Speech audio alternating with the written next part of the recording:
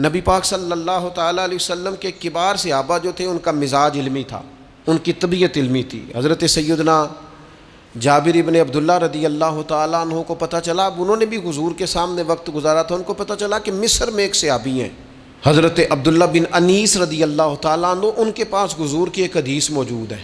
تو حضرت جابر ابن عبداللہ نے نیا گھوڑا خریدا، اس پر آپ نے کجاوا ڈالا اور اسپیشل سفر طے کر کے نا تو مصر گئے۔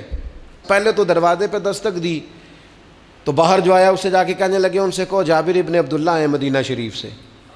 حضرت عبداللہ ابن انیس کو اندر جب خبر ملی وہ آیا تو فرمایا جاؤ جا کے دوبارہ پتہ کرو، واقعی جابر ابن عبداللہ میرے گھر آ گئے، جا کے پتہ کرو سماعت نے صحیح سنا ہے۔ تو باہر جا کے سنا، کہا جی وہ واقعی وہ دوڑے آئے، کہا جناب اتنی مہربانی۔ کہنے لگے مجھے کسی نے بتایا تھا کہ آپ کے پاس سرکار کا ایک فرمان ہے اور جو میں نے نہیں آج تک سنا، تو لہٰذا میں وہ حدیث سننے کے لیے مدینے سے آیا ہوں۔ انہوں نے کہا جناب آپ تشریف لائیں، بیٹھیں، چائے پانی کھانا آرام۔ کہنے لگے نہیں یار، کھیتی باڑی کرنے والا ذمہ دار آدمی ہوں، ٹائم میرے پاس اتنا نہیں ہے، بس تو مجھے نہ میرے حضور کا وہ فرمان سنا۔ انہوں نے نبی پاک کی وہ بات سنائی، وہ پھر گھوڑے پہ بیٹھے اور مدینہ طیبہ تشریف لے گئے۔